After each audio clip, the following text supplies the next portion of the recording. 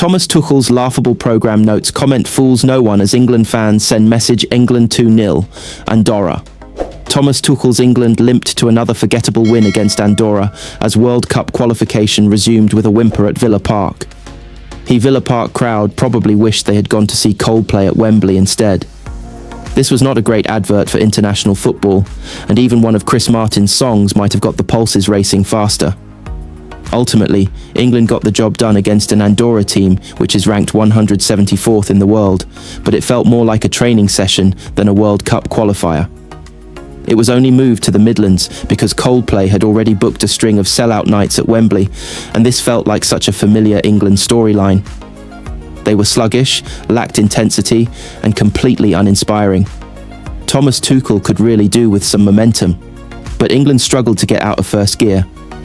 England had to rely on an own goal to break the deadlock, and only managed one of their own thanks to Declan Rice's second-half header. After unwanted record, there were some positives as Nottingham Forest midfielder Elliot Anderson was bright and impressive on his debut, moving the ball and looking at home in international football. England boss Tuchel is desperately looking for a new number 6 to anchor his midfield to release the shackles from Rice, and Anderson put on a good audition. But England looked too much like the team which laboured against Andorra in the reverse fixture back in June, when only Harry Kane's solitary goal separated the teams. Not even Kane could get on the scoresheet this time. It was lacklustre and dull.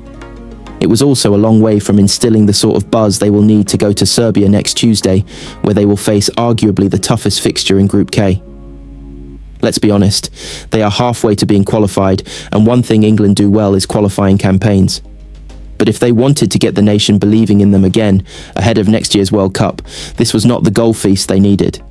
Tuchel actually wheeled out the old cliché in his programme notes. There are no easy games at international level anymore. Come on, we cannot fall for that one. Incredibly, Andorra only managed 4 touches in England's penalty box. It is down to England to break them down, and they made hard work of it back in June, and it was the same story again this time. Tuchel cut a frustrated, slightly worried figure as he sat on top of a drinks cooler box on the touchline, as England were rather sluggish and did not move the ball nearly quick enough. Anderson looked bright and lively as he tried to get England moving in midfield, while Noni Madueke was sharp down the right. But these games are always about just how early you can get the first goal. Andorra came to defend, strung 5 across the back, and tried to soak it all up. They are whipping boys resigned to their fate. The much-needed breakthrough came after 25 minutes. Madueke floated across from the right. Andorra defender Christian Garcia went up to head the ball, but only succeeded in diverting the ball into his own net. That should have been the moment the floodgates opened, but England were so wasteful in front of goal. Eberechi Eze saw his shot pushed away by Andorra keeper Iker Alvarez, and Marcus Rashford had a huge chance from the rebound but steered his shot wide. Kane set up Anderson, but he failed to take advantage, and Alvarez made another smart save. Rashford cut the ball back for ease, but the Arsenal new boy skied over as he was disappointing in the number 10 role. Finally, England got a second. Tuchel loves Reece James from their time together at Chelsea, and James's crossing can be superb. This time, James whipped one over from the right. Rice rose at the back post, and his towering header flew in. But the game faded away, and rather embarrassingly, Villa Park was half empty at the final whistle. The early leavers were probably making a dash for Wembley for better entertainment. Arsenal rejected late Leandro Trossard transfer approach as midfield sale. Truth emerges. Arsenal were able to offload Albert Sambi Lokonga, Fabio Vieira, Rice Nelson and Alexander Zinchenko on transfer deadline day, but Leandro Trossard stayed put after earning a pay rise. Arsenal rejected a discreet late approach from Roma for Leandro Trossard in the final week of the summer transfer window.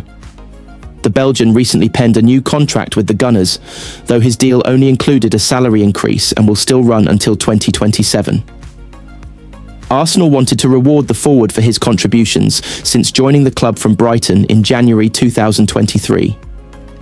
But after putting pen to paper, Italian side Roma made an inquiry about Trossard's availability and were told a transfer wouldn't be possible.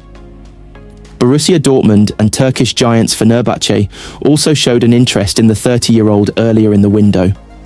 There is every chance Trossard could still move on to pastures new at the end of the season, as he'll be approaching the final year of his Arsenal contract. There are also question marks over the long-term future of Gabriel Martinelli at the Emirates. Even if Mikel Arteta made it clear last week the Brazilian will be a big player for his side this season. Bayern Munich and Barcelona both shortlisted the 24-year-old, but neither were willing to finance moves and instead went on to pursue alternative targets instead. However, it's understood Arsenal will need to make a notable sale in the near future to protect their balance sheet, and Martinelli is among the leading candidates to depart, amid increased competition for places in North London following the recent arrivals of Ebereki Eze and Noni Madueke. Meanwhile, it has now emerged that Arsenal sold midfielder Albert Sambi Lokonga to Hamburg for just an initial £260,000. The Belgian was out of contract at the Emirates next summer, and the Gunners were desperate to move him on, following loan spells with Crystal Palace, Luton Town and Sevilla, respectively.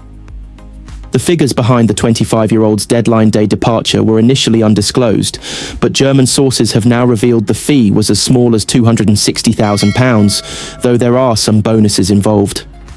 Internally, Arsenal are striving to improve the amount of cash the club raises through player sales, something that has become of growing importance in the PSR era. But in this instance, they felt it was best to get Lokonga's wages off the books, as he did not form a part of